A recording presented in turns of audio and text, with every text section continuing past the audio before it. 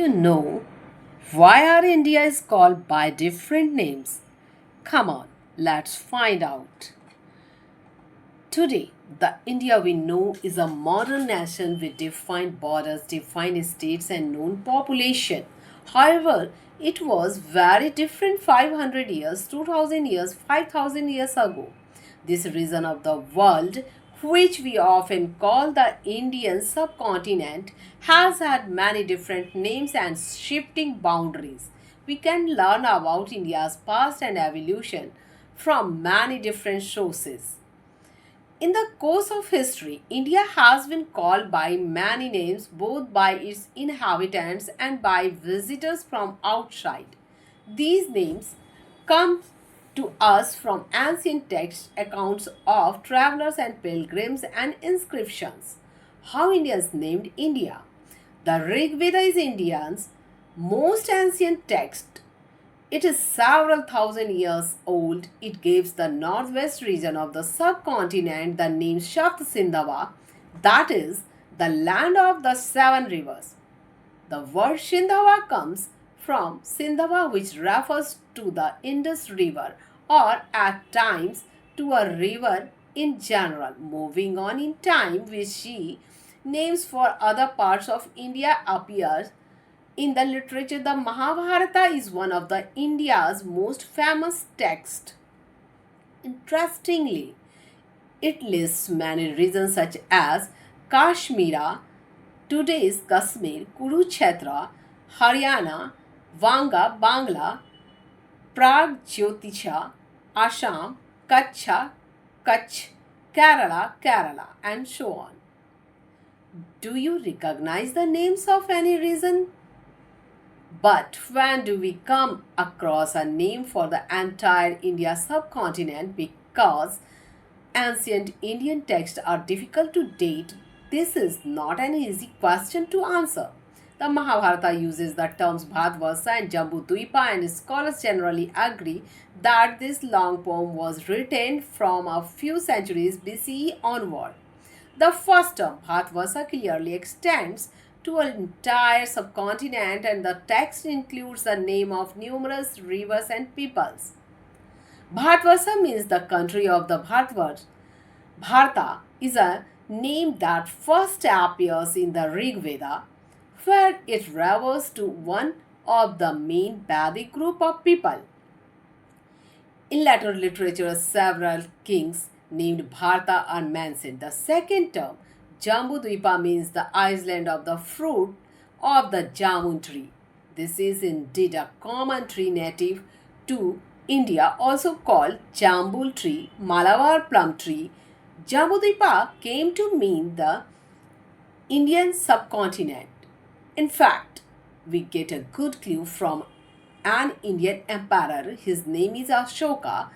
He used the same name Jambudvipa to describe the whole of India, which at the time included what is today Bangladesh, Pakistan, as well as part of Afghanistan. A few centuries later, Bharata became the name generally used for the Indian subcontinent. For instance, in an ancient text called the Vishnu Purana, we read Uttaram Yad Samudrasya Himdrash Kavi Dakshinam Varsham Tad Bharatam Nama. The country that lies north of the ocean and south of the snowy mountain is called Bharata. This name Bharata remains in use even today. In North India, it is generally written as Bharat, while in South India, it is often Bharatam. Have you identified the snowy mountains? Do you think this brief description of Bharat is correct? It is interesting to note that different parts of the country adopted a similar definition for India. For instance, a poem of ancient Tamil literature from about 2000 years ago praises a king whose name is known from Cape Kumari in the south, from the Great Mountain in the north, from the oceans on the east and on the west. You can now recognize the Great Mountain in the north and it should not be difficult to identify Cape Kumari. It looks like ancient Indians knew their geography well. Now come to the Constitution. The Indian Constitution, which was first written in English, uses the phrase India, that is Bharat, right at the beginning. Similarly, the Hindi version of Constitution mentions the same as Bharat Artha India. How foreigner name India? The first foreigners to mention India were the Persian, the ancient inhabitants of Iran. In the 6th century BCE, a Persian emperor launched a military campaign and gained control of the region of the Indus River, which, as we saw, was earlier called Sindhu. So, it is no surprise that in their earlier records and stone inscriptions, the Persian referred to India as Hindu, which are adaptation in their language of Sindhu. In ancient Persian, Hindu is a purely geographical term. It doesn't refer here to the Hindu religion. Based on these Persian sources, the ancient Greek named the region Indoi or Indic. They dropped the initial letter H of Hindu because this letter did not exist in their Greek language. The ancient Chinese also interacted with India in several texts. They refer to India as Intu and Indu. This word also originally comes from Sindhu. Sindhu, Hindu, Indu, Indu.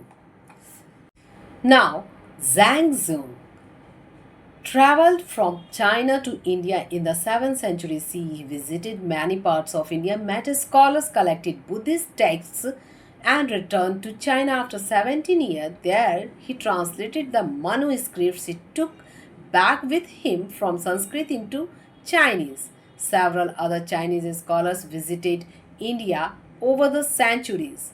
Another Chinese word also derived from Sindhu was Tai Jahu, but this word could also be understood as Haveli master. This reflects the respect the ancient Chinese had for India as the land of the Buddha. You are probably quite familiar with a more recent term, Hindustan, but you may not know that it was first used in a Persian inscription some 1800 years ago. Later on, this became the term used by most invaders of India to describe the Indian subcontinent.